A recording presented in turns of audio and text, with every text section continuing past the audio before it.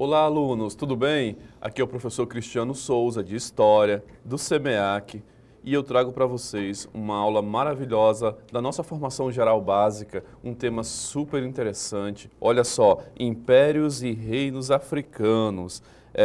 Com o Brasil, com essa miscigenação histórica maravilhosa, com os africanos, né, os nossos afrodescendentes aqui totalmente dentro da nossa cultura, dentro da nossa história, é importantíssimo aprofundar e pesquisar e estudar cada vez mais esse tema, que inclusive no Enem é muito cobrado, ok?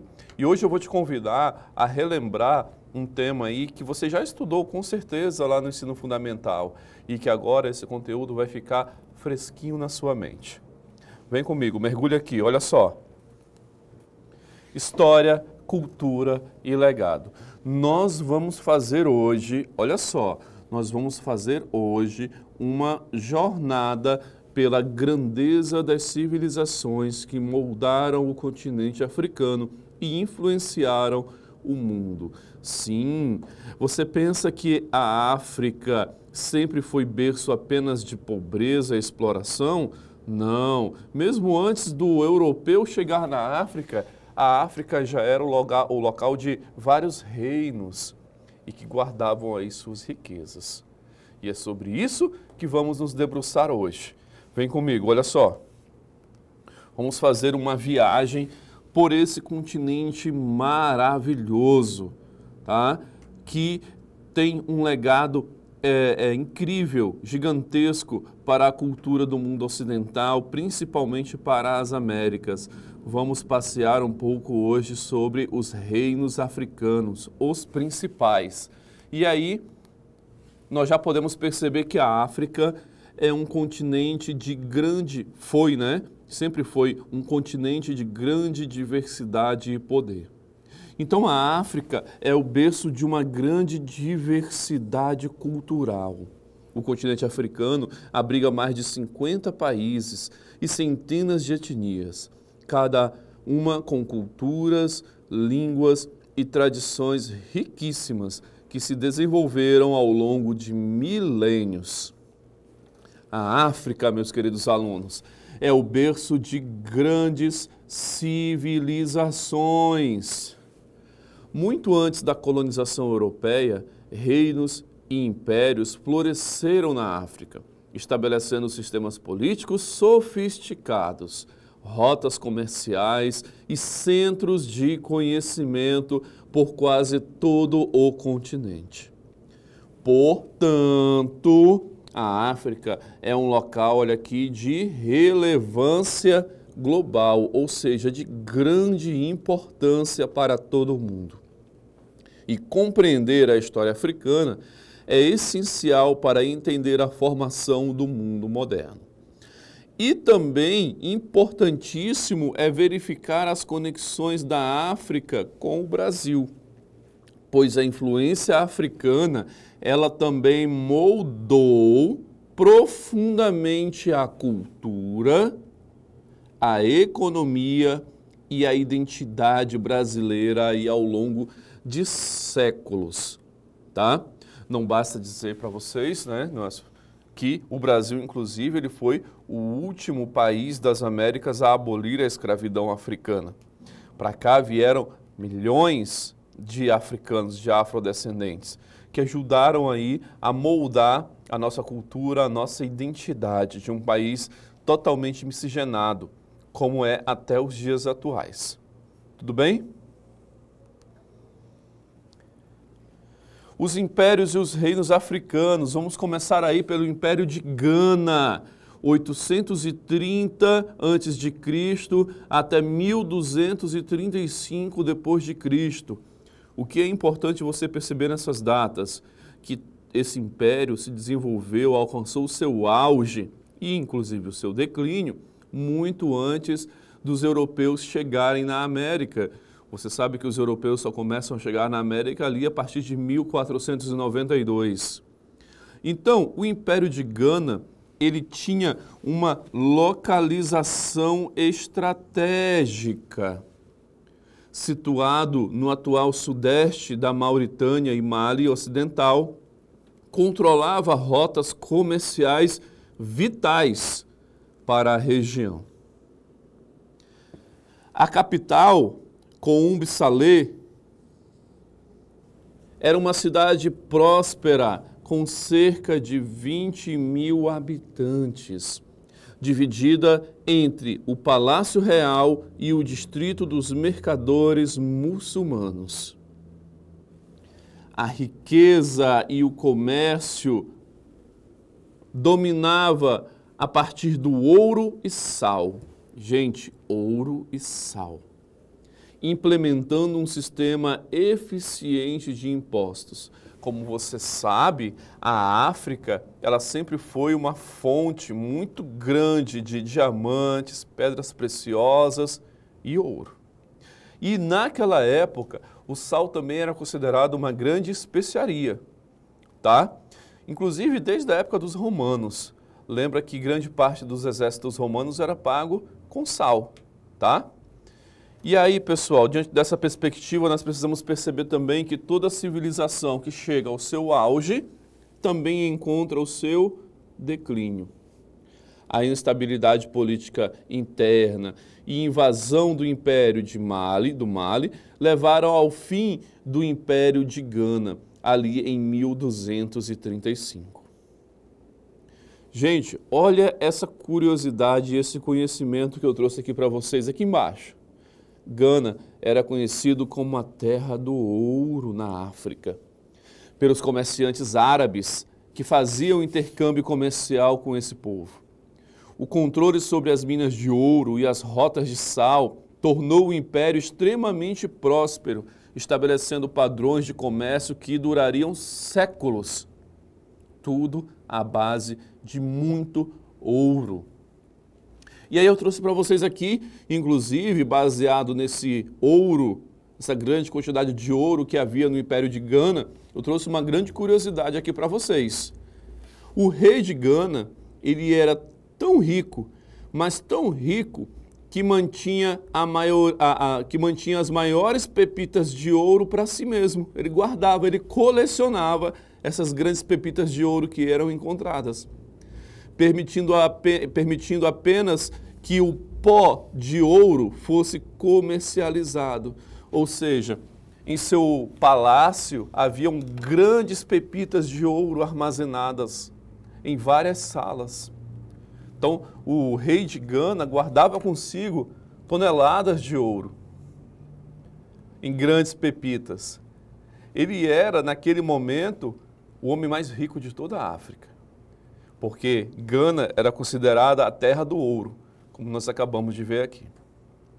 Mas vamos seguir, que tem mais. O Império de Mali, 1230 a 1600, fundado por Sundiata Keita, o Rei Leão da África. Ele vai unificar os povos, não é? Unificou os povos Mandinga e estabeleceu as bases do império após derrotar o tirano Soumarou Kanté. Tá? O Timbuktu, ou seja, o centro de saber do Império de Mali, olha aqui, tornou-se referência cultural e educacional, com universidade que abrigava 20 mil estudantes de todo o mundo islâmico. E aí você já parou e já pensou uma determinada situação. Os reinos africanos, os grandes reinos africanos, tiveram contato inicial e se desenvolveram muito através da cultura muçulmana, islâmica, que se desenvolveu ali pelo sudoeste da Europa e veio para a África. Tudo bem?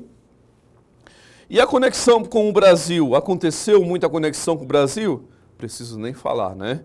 Mas o ouro extraído de Mali e a rica cultura islâmica africana, inclusive, chegaram ao Brasil através dos povos escravizados, especialmente os malês, que mantiveram tradições educacionais e religiosas que vinham ali do Império de Mali. Inclusive, se você for olhar a história do Brasil mais a fundo, você vai ver que teve na Bahia a revolta dos malês.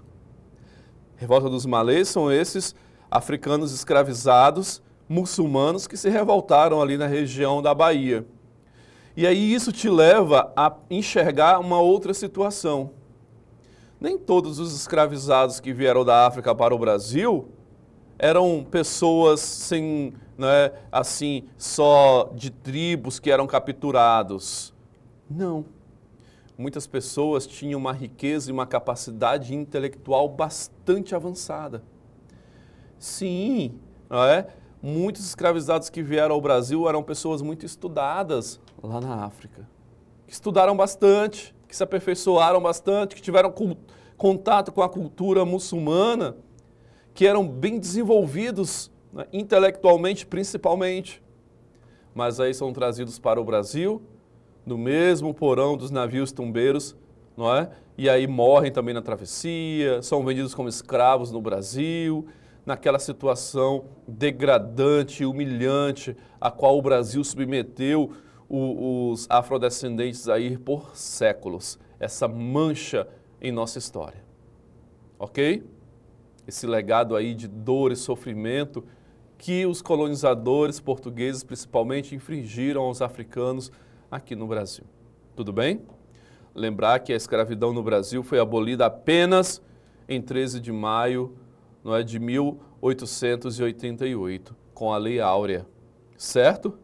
Até então o Brasil era um país extremamente escravocrata, racista, infelizmente. Mas vamos seguir aqui. Reino de Cush e Núbia eram considerados aí os faraós negros da África. A dinastia Cuxita governou o Egito, inclusive, como 25ª dinastia faraônica, unificando Núbia e Egito sob liderança africana. Eles detinham um grande comércio regional, com uma economia baseada em ferro, ouro, marfim e comércio com o Egito, Arábia e África Central.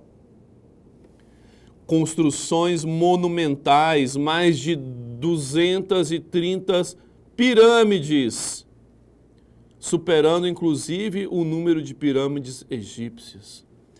A metalurgia deles era bastante avançada, era um grande centro de produção de ferro, com fornalhas que forneciam ferramentas e armas para toda a região. Olha aqui, o reino de Cush desenvolveu sua própria escrita, o Meroítico, e manteve tradições que influenciaram toda a região do Nilo. Sua resistência contra Roma e preservação da cultura africana inspiraram movimentos de identidade no Brasil e na diáspora africana. E, professor, quais são os principais legados desses reinos africanos no Brasil? Porque, como você sabe, muitos integrantes desses reinos prósperos na África vieram para o Brasil. Vieram como?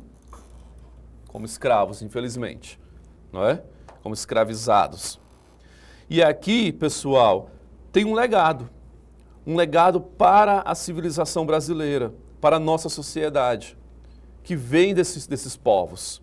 Observa aqui. Em primeiro lugar, nós temos a influência cultural profunda. Povos bantus e iorubás trouxeram música, dança, culinária e palavras que moldaram o português brasileiro. O samba, a capoeira e a feijoada são heranças diretas desses povos. Conexões econômicas. O conhecimento africano de mineração foi essencial, adivinha onde? No ciclo do ouro no Brasil Colônia, em Minas Gerais. O ouro brasileiro que enriqueceu Portugal, usando técnicas de trabalho dos povos que conheciam o ouro africano, que conheciam a mineração na África. Um outro grande legado, o legado de resistência, principalmente nos quilombos. Comunidades quilombolas preservaram tradições religiosas, linguísticas e culturais africanas, mantendo viva a memória ancestral contra a opressão. E aí, nós temos que preservar uma coisa interessante e importantíssima, tá? O reconhecimento. Inclusive, a Lei 10.639 de 2003 tornou obrigatório no Brasil o ensino de história e cultura afro-brasileira. Esse avanço representa conhecimento da contribuição africana para a formação da nossa identidade nacional.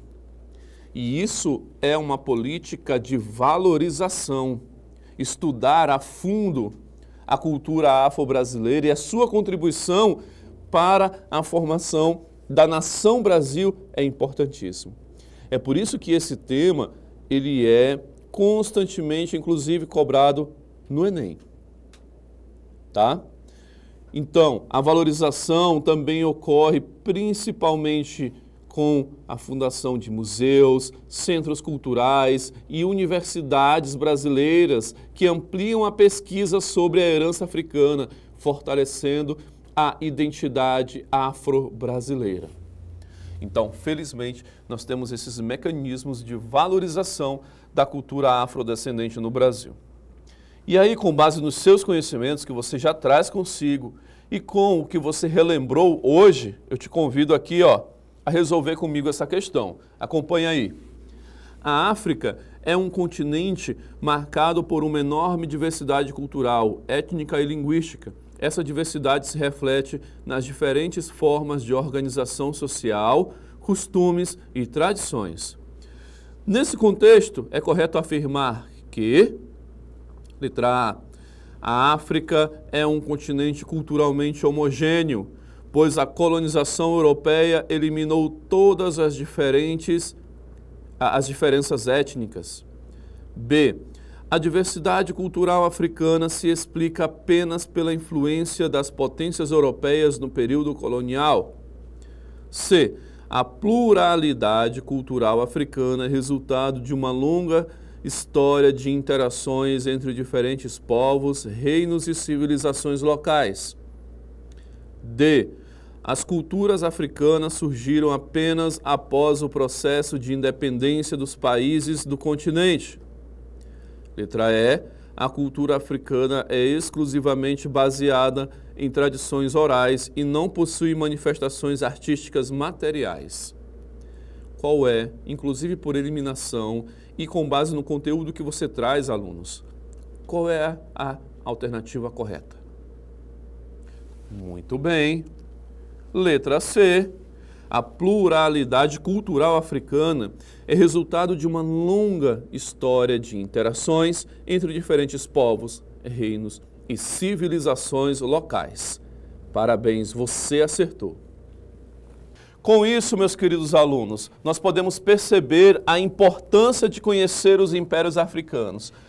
Os impérios africanos, a África é o berço de civilizações. Se desenvolveram ali impérios complexos, sistemas políticos sofisticados e centros de conhecimento que influenciaram o mundo inteiro. Precisamos combater estereótipos, conhecer a grandeza histórica africana, desconstrói visões preconceituosas e reconhece contribuições fundamentais à humanidade. Precisamos do fortalecimento de identidades, valorizar o passado africano, fortalece a identidade afro-brasileira e global, promovendo orgulho e pertencimento. Ok? Olha esse provérbio africano que interessante. Até que os leões tenham seus próprios historiadores, as histórias de caçadas continuarão glorificando o caçador.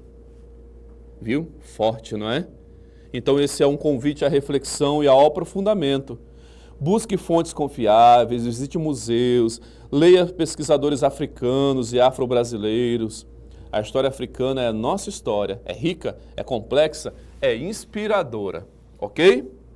Espero que vocês tenham gostado bastante, não é? Aprofunde ainda mais seus estudos sobre esse tema que é muito importante e eu te vejo numa próxima aula. Até mais, tchau, tchau!